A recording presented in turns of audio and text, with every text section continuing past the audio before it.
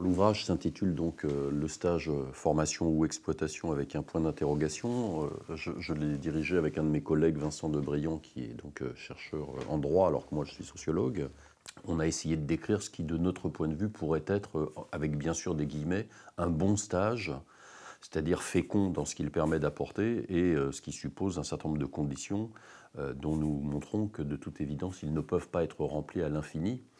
Et disons que la conclusion de l'ouvrage, c'est un peu ce que je vais essayer de présenter ici, c'est de montrer en quoi la question des stages, et en particulier de l'essor des stages tel qu'on l'a connu depuis 2-3 décennies, est devenu un enjeu politique majeur, à la fois pour la question de la formation des jeunes, que ce soit à l'école ou à l'université, et sur la question de leur insertion professionnelle. Pour le dire d'un mot, ce qu'on montre, c'est que le stage ne peut pas être la solution miracle pour faire face aux difficultés d'insertion professionnelle des jeunes et au chômage des jeunes, y compris diplômés. Pour autant, voilà, c'est un bon dispositif pédagogique, mais qui a besoin qu'un certain nombre de conditions soient remplies. Notre constat, c'est d'abord d'observer que depuis 2 à 3 décennies, il y a eu une augmentation très considérable. Pour vous donner un chiffre, le Conseil économique, social et environnemental a chiffré à 1 600 000 en 2012 le nombre de stages annuels.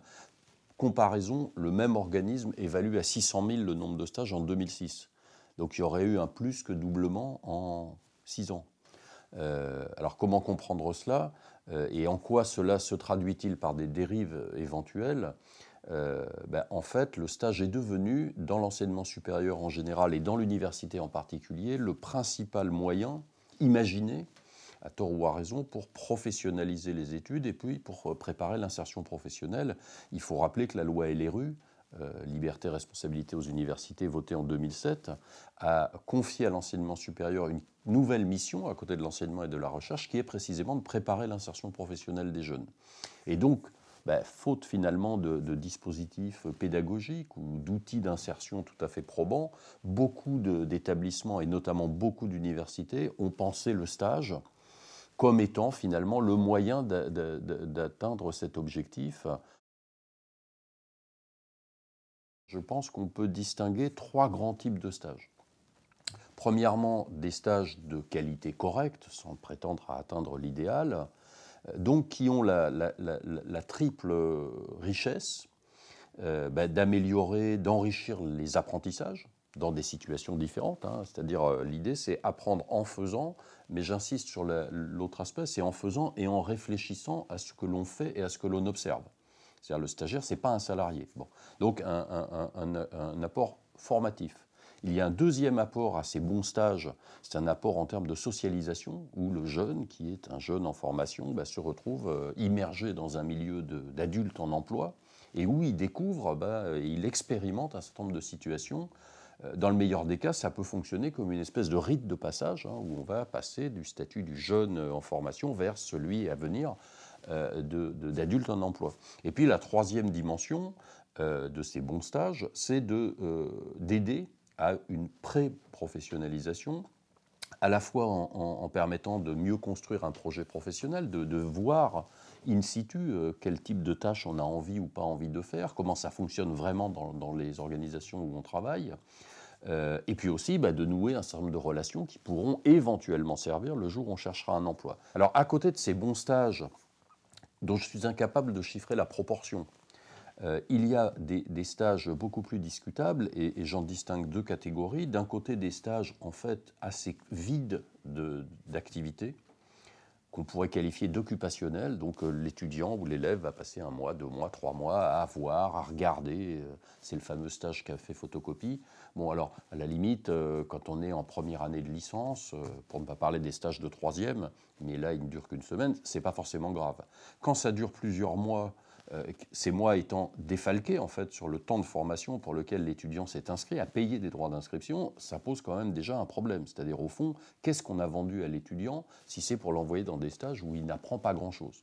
Le troisième type de stage, et qui là est un type de dérive que l'on observe notamment dans un certain nombre de secteurs, c'est des stages en fait qui sont des emplois masqués, où on substitue des emplois de salariés, on substitue des stagiaires à des salariés sur de vrais emplois, sauf qu'évidemment, comme on les paye beaucoup moins cher, ça n'a pas du tout la même portée économique pour l'entreprise ou d'ailleurs l'administration ou l'association qui accueille le stagiaire. Et on peut dire que c'est une forme d'exploitation ou de surexploitation, d'autant plus que c'est dans une précarité absolument totale, c'est-à-dire qu'il n'y a aucun droit particulier, il n'y a aucun droit social, il n'y a aucune acquisition de cotisation en termes de chômage, de retraite, de constitution de la future carrière. Et donc, de ce point de vue-là, on est clairement dans de l'abus économique. Si on se place du côté des établissements, universités, écoles, je l'ai dit, il y a d'abord la recherche de réponse à l'injonction ministérielle, il faut favoriser l'insertion professionnelle des jeunes. Alors ici, je voudrais attirer l'attention sur le fait que le problème du chômage ou de l'insertion professionnelle heurtée des jeunes n'est pas d'abord un problème de formation, mais c'est d'abord un problème d'emploi. Il faut ajouter que premièrement, la concurrence fait que si les autres mettent des stages, chacun est tenté d'en faire autant, voire plus, donc il y a une espèce de course à l'échalote, et que par ailleurs, le stage peut également être malheureusement une facilité budgétaire pour un établissement. Parce que si vous inscrivez des étudiants sur une année et que la moitié de l'année vous envoyez vos étudiants en stage, en gros vous pouvez en inscrire le double. Si maintenant on regarde du côté des étudiants, plus généralement des jeunes, ils sont tout à fait conscients qu'en gros, aujourd'hui, entre la fin des études et le premier emploi stabilisé, il faut compter 4 à 5 années. C'est ça que moi j'appelle l'insertion professionnelle, qu'il ne faut pas confondre avec l'accès au premier emploi. Donc cette phase, elle est longue, elle est pénible, elle est difficile. À partir du moment où ils intériorisent le discours du manque d'expérience, qu'il aurait sans arrêt renvoyé par les recruteurs, il est assez normal qu'ils pensent qu'en multipliant les stages, donc les expériences en emploi ou en quasi-emploi, ils se dotent d'un peu plus d'outils, ils gagnent dans ce qu'on appelle aujourd'hui l'employabilité, et puis ils nouent des contacts. Le problème, c'est que cette course individuelle qui contribue à la multiplication des stages, à mon avis, a un effet macroéconomique et macrosocial de plus en plus grave, c'est qu'on est en train, en fait, de remplacer des postes de travail qui sont des postes pour des débutants, qui d'ailleurs étaient occupés par des débutants jusqu'il y a encore 20 ou 30 ans, et qui désormais voient se succéder des stagiaires. Ce qui est central comme barrière, disons, précaution ou règle, c'est premièrement que les stages soient bien inscrits dans des cursus de formation. Deuxièmement, qu'ils soient encadrés par une convention tripartite signée par le stagiaire, son école ou université et l'organisation qui l'accueille. Et troisièmement, qu'ils instaurent une règle de gratification pour tous les stages de 2 mois et plus. C'est plus protecteur évidemment que quand il n'y avait rien. En même temps, ça ne suffit pas à empêcher les abus.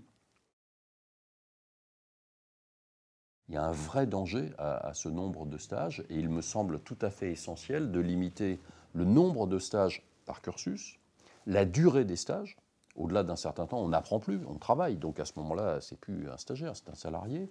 Et aussi limiter, et je crois que c'est dans les projets de loi, mais il faudra voir ce qui en découle, limiter le nombre de stagiaires qu'on peut trouver dans une entreprise ou dans une structure et éviter ce que la loi déjà prévoit d'ailleurs, que des stagiaires se succèdent sur les mêmes postes. La grande difficulté en la matière, c'est que même si les lois ont progressé depuis 2006, on observe que finalement, il n'y a pas grand monde, il n'y a pas d'institution qui puisse véritablement exercer un contrôle. L'inspection du travail, elle s'occupe des salariés. Un stagiaire n'est pas salarié. Et donc, moi, il me semble qu'ici, il y a une responsabilité particulière qui appartient aux écoles et aux universités, et y compris à nous, enseignants, de faire en sorte de limiter de façon pensée, avec des objectifs précis, limiter le nombre et la durée des stages. Et là, je crois que c'est vraiment une priorité et qu'on ne peut pas tout attendre, ni de la loi, ni évidemment des entreprises, parce qu'au fond, il y a un effet d'aubaine qu'on peut concevoir, même s'il y a de l'éthique dans beaucoup d'entreprises ou pas, on peut en discuter, mais je ne crois pas qu'on puisse s'en remettre à cette seule barrière pour limiter les abus. Ça, c'est irréaliste. Il y a une première condition qui concerne le contenu du stage, c'est-à-dire qu'est-ce que fait le stagiaire. Et là, c'est difficile parce qu'il faut, je dirais, un entre-deux. Il faut suffisamment de contenu d'autonomie, de responsabilité, pour qu'effectivement on éprouve les difficultés, les succès, les imprévus, bien la réalité du travail. En même temps, il en faut suffisamment, mais pas trop, parce que, encore une fois, on n'est pas un salarié à qui on doit demander une productivité, des résultats aussi importants, parce que ce n'est qu'un stagiaire qui est là pour apprendre, qui a besoin de temps pour observer, réfléchir. Donc, premier point, le contenu. Le deuxième élément très important, c'est qu'il doit y avoir un encadrement pédagogique. Et pour moi, cet encadrement pédagogique, donc du côté de l'école ou de l'université, il doit commencer avant le stage. Et moi, je pense qu'il y a un autre travail à faire ensuite, qui suppose que le stage ne soit pas nécessairement en fin de cursus, c'est un retour sur les stages après quelques semaines, quelques mois de maturation. Qu'est-ce qu'on en retire? Et c'est comme ça, à mon avis, qu'on peut construire des savoirs durables, transférables et pas simplement ponctuels liés à une situation de stage et de travail. La troisième condition très importante, c'est une condition qui concerne le tutorat. Un jeune en stage n'est pas un salarié, donc il a besoin d'un tuteur qui ne soit pas simplement un agent de maîtrise ou un cadre. Quelqu'un qui l'accompagne dans ses tâches, sa progression, sa réflexion, son rapport de stage, etc. Et je termine, une quatrième condition qui me semble très importante et qui renvoie aux deux précédentes, c'est la posture du jeune en stage. C'est-à-dire qu'il doit avoir en tête qu'il est bien un étudiant ou un élève qui est en observation, en participation, mais en observation, donc qui fait des choses, qui réfléchit à ce qu'il fait, à ce qu'il voit, et qui fait finalement un double travail.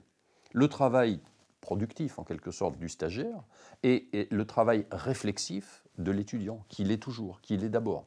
Encore une fois, les conditions du bon stage supposent une réglementation respectée, et c'est bien qu'elle existe, et s'il y a des progrès à faire, tant mieux, mais ça suppose aussi autre chose, c'est-à-dire une responsabilité, et pour moi, le cœur de la responsabilité revient, ou devrait quand même revenir à l'école ou à l'université, si on admet l'idée qu'un stage, c'est d'abord et avant tout un dispositif pédagogique.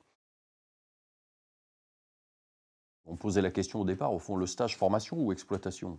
Moi, je dirais que le stage est, à mes yeux, et je l'ai expérimenté, je travaille depuis 20 ans dans une université, dans une composante, une faculté où nous envoyons énormément d'étudiants en stage. Je pense que le stage, bien conçu, bien organisé, sans prétendre encore une fois à l'idéal, est un très bon outil de formation, de socialisation, de pré-professionnalisation. Mais, premièrement, sous un certain nombre de conditions, et elles sont drastiques.